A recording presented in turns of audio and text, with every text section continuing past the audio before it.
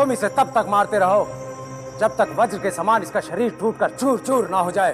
वर्तमान परिस्थिति को देखते हुए शिवगढ़ राज्य के हित में शायद फिलहाल यही उचित होगा कि मैं अपनी व्यक्तिगत मान्यताओं को छोड़कर तुम्हारे साथ शिवगढ़ चला जाऊं।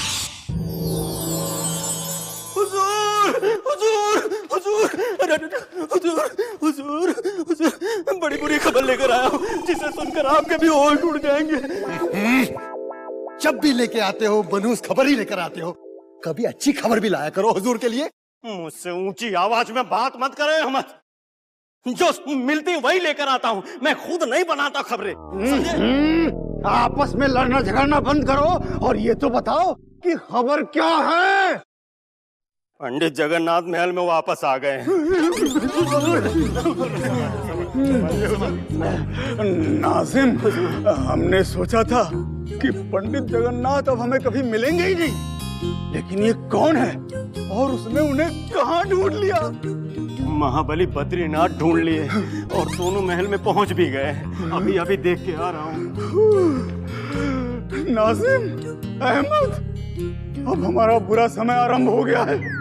हमने सोचा था कि पंडित जगन्नाथ की अनुपस्थिति में महाराज शिवदत्त को अपने वश में करके शिवगढ़ का सिंहासन अपने कब्जे में ले लूंगा, लेकिन नहीं, अब शिवगढ़ का सिंहासन हमारे हाथों से छिनता जा रहा है। हुजूर, आप बहुत जल्द उदास हो जाते हैं। आप अभी पंडित जगन्नाथ के दिल में चापलूसी करके थोड़ी सी जगह बना लीजिए, उसके बाद देखिए सब अपने आप ठीक हो जाएगा। अहमद बिल्कुल ठीक कह रहा है हुजूर, यही वक्त है पंडित जगन्नाथ के दिल में जगह बनाने का। वो तो महल में वापस आ ही रहे हैं। आप ऐसा नाटक शुरू कीजिए कि उन्हें लगे कि उनके बिना आप बिल्कुल अनाथ हो गए थे। फिर देखिए पंडित जगन्नाथ कैसे अपने सीने से आपको लगाकर आशीर्वाद देते हैं। वाह अहमद, नाजिम, वाह, तुम दोनों ने अपने इतने अच्छे सुझाव दिए। अब तुम देखो, हम तुम्हें उपहारों से लाद देंगे। हुजूर, ये उपहार देने के बारे में आप बाद में सोचिए, पहले ये सोचिए कि पंडित जगन्नाथ और बद्रीनाथ से कैसे बचना है। वो लोग महल में आते ही होंगे।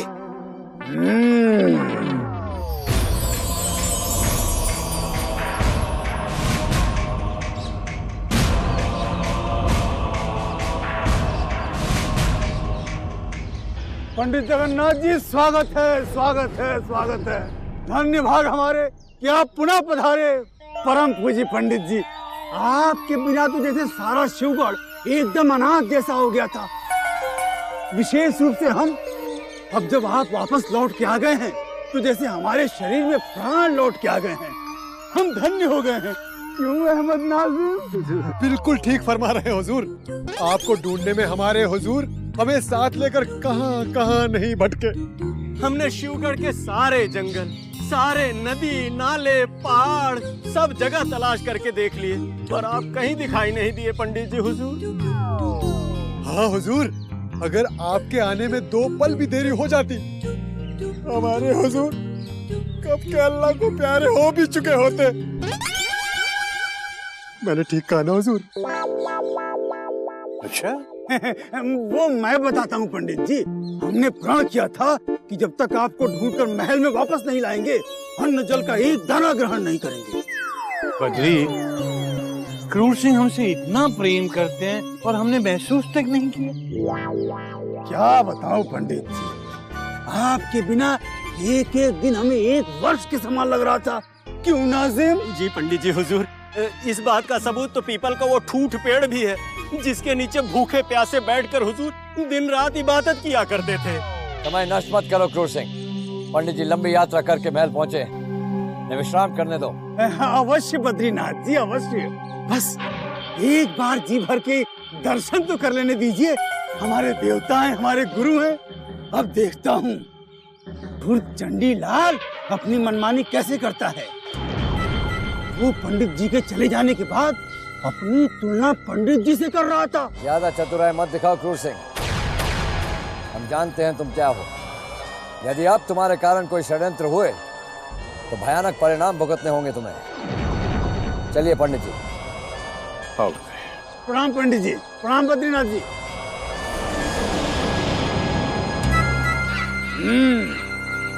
पंडित जगन्नाथ के महल में आते ही बद्रीनाथ के भी पंख लग गए हैं। हुजूर, बद्रीनाथ के पंख काट कर फेंक क्यों नहीं देते? आपसे बड़ा महाबली और कौन हो सकता है? हुजूर, ज्यादा देर हो गई ना तो आपको शिवगढ़ का मिलने वाला सिंहासन भी खतरे में पड़ सकता है। नहीं, बस एक अनुकूल अवसर की प्रतीक्षा है। तुम देखना अहमद नाजिम, हम बद्रीनाथ के साथ साथ भवानी सिंह और चंडीलाल के पंख कैसे काटते हैं।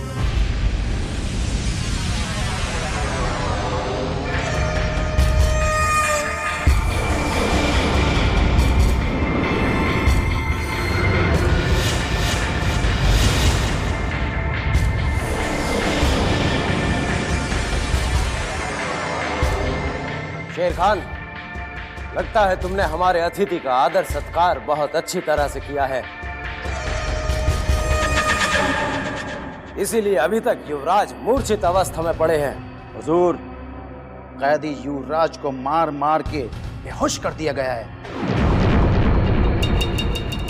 आज से पहले ऐसी खातिरदारी किसी की नहीं हुई होगी जैसी इस युवराज की शिवगढ़ में हुई है।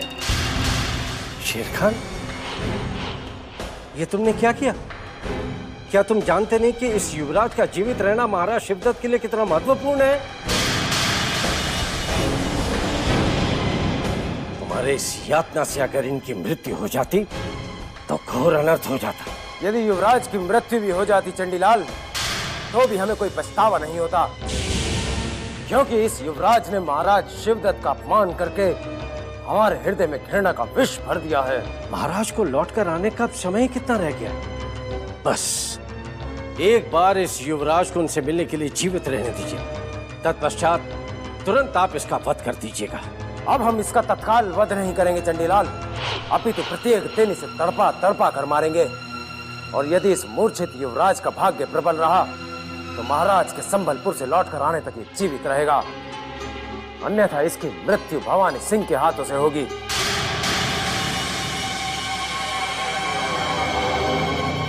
शेर खान, युवराज की मूर्छा को तत्काल भंग किया जाए।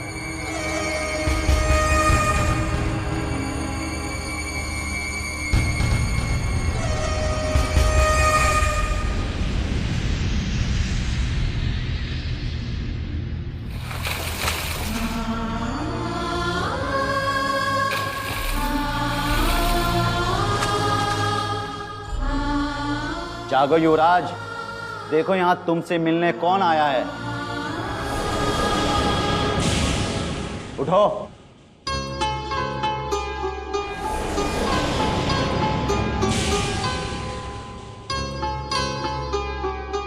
महाराज शिवदत्त के प्रति अपमानित शब्दों को बोलने का परिणाम कितना भयानक हो सकता है युवराज, ये तुमने कभी सोचा भी नहीं होगा। युवराज, भवानी सिंह जी के पैर पकड़कर तुरंत माफी मांग लो, अन्यथा तुम्हारी मृत्यु निश्चित है।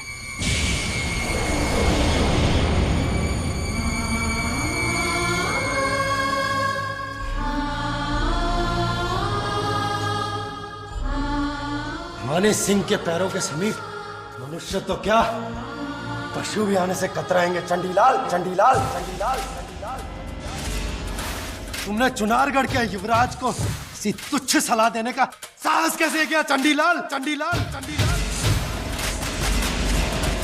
हम मर सकते हैं परंतु कभी झुक नहीं सकते, झुक नहीं सकते। यदि हम स्वतंत्र होते तो मां काली की सौगंध, इस भवानी सिंह के पैरों के तले जमीन ना होती, जमीन ना होती, जमीन ना होती। जिन पैरों को तुमने छूने के लिए कहा है, आज हमारे हाथों मृत्यु पाने के पश्चात हम नहीं जानते चुनारगढ़ की जनता पर क्या बीतेगी, किंतु इतना निश्चित है कि अब रानी चंद्रकांता तुम्हारे सुंदर मुखड़े को कभी नहीं देख पाएगी।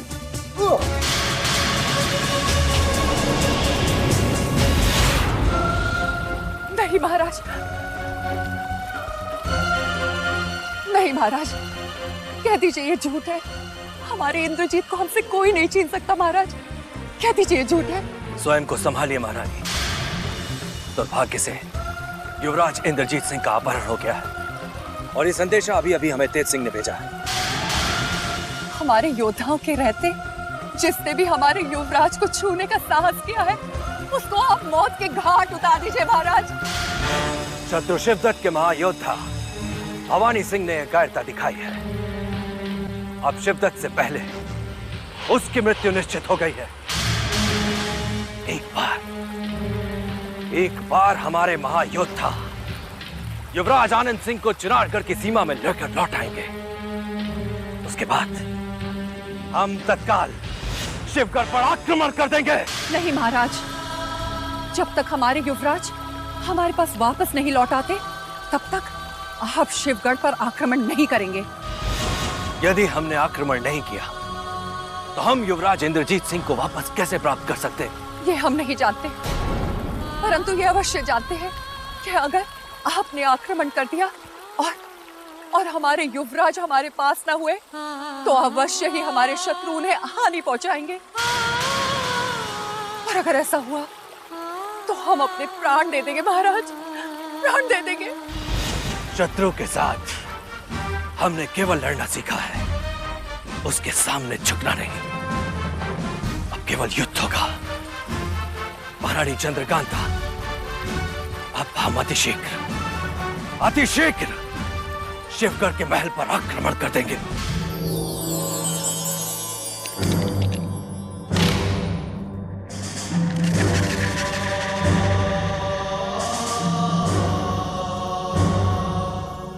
भारत दूनी 24 और 3 27,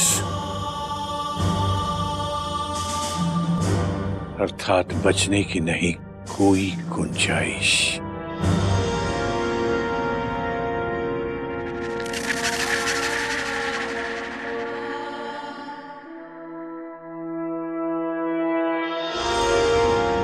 बद्री, शत्रु शिवगढ़ पर बहुत जल्द आक्रमण करने वाला है।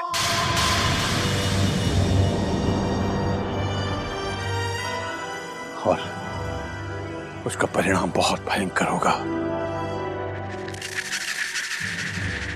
पंडित जी, युद्ध रोकने का कोई उपाय? कोई उपाय नहीं बद्री।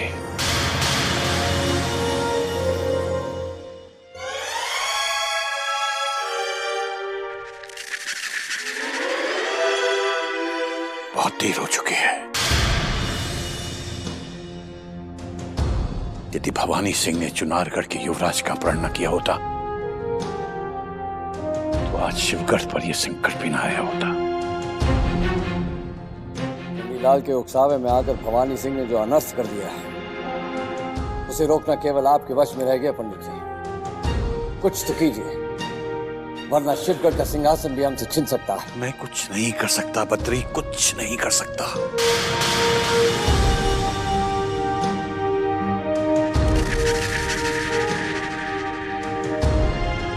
मैंने पहले भी कहा था, रमल के अनुसार समय से पहले यदि युद्ध छिड़ गया तो महाराज शिवदत्त की पराजय निश्चित है।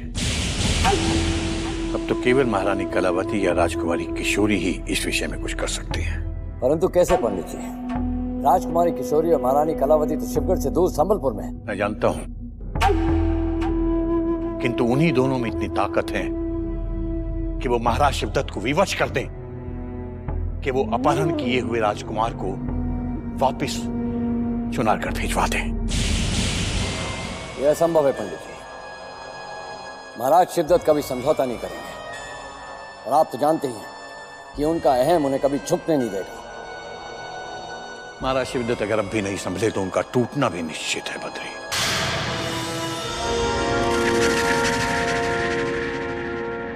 यदि महारानी कलावती और राजकुमारी किशोरी किसी तरह इस वक्त शिवगढ़ पहुंच जाएं तो परिस्थिति बदल सकती है।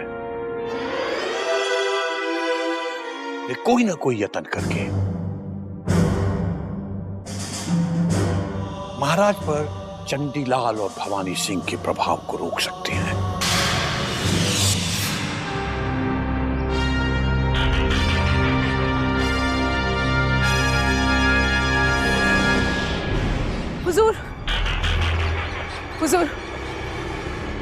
हुजूर गजब हो गया, गजब हो गया हुजूर।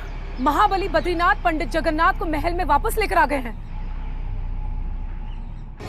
युवराज को महाराज के सुपुर्द करने से पहले ही महल में कदम रखकर गुरुदेव ने मेरी योजना के सफल होने पर प्रश्न चिन्ह लगा दिया। शिवगढ़ के महल में अब कोई न कोई नया तूफान अवश्य आने वाला है चंडी। हम समझ नहीं पा रहे हैं चंडीलाल, आप पंडित जगन्नाथ के महल में लौटकर आने का समाचार सुनकर प्रसन्न हो रहे हैं या दुखी? मुझे गुरुदेव के आने की सूचना सुनकर बहुत प्रसन्नता हो रही है, परंतु यह भय भी सता रहा है कि अब हमारी योजना का क्या होगा।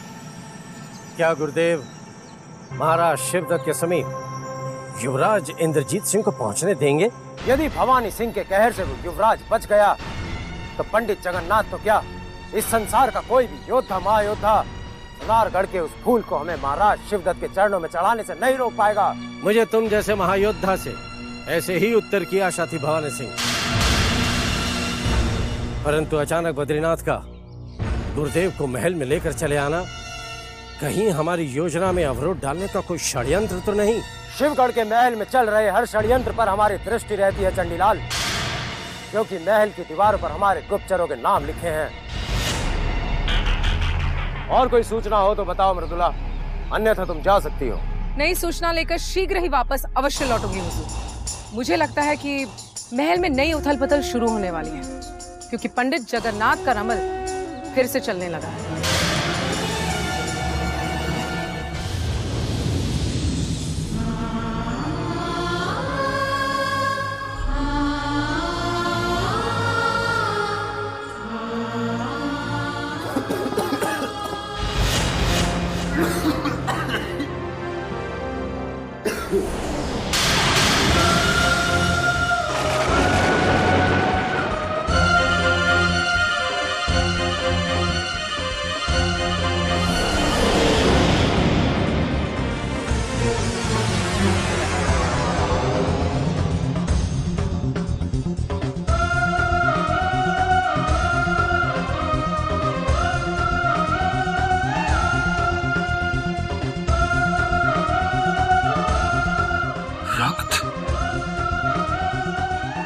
क्या हो रहा है?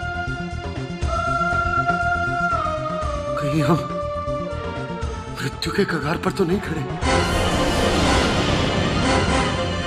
यदि हमारी मृत्यु हो गई, मेरे माता पिता पर क्या गुजरेगी? हम अपने भाई आनंद और मेरे माता पिता को कभी दुखी नहीं देख सकते।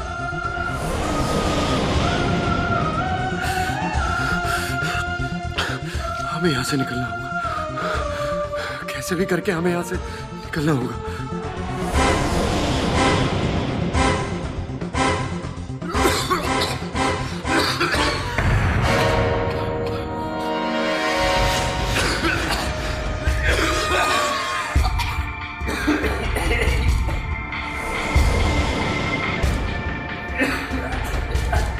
युवराज, क्या हुआ युवराज?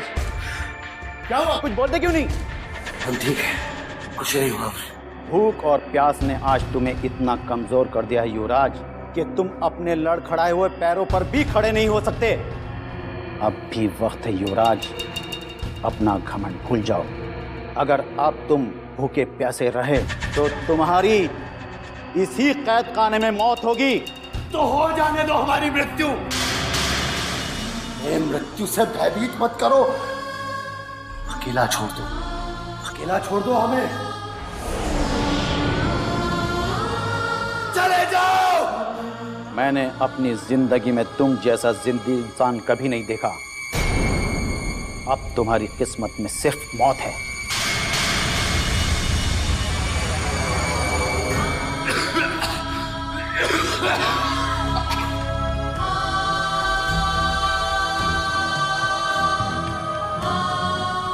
शीघ्र ही यहां से निकलने का मार्ग देखना होगा, वरना हमारी मृत्यु निश्चित है।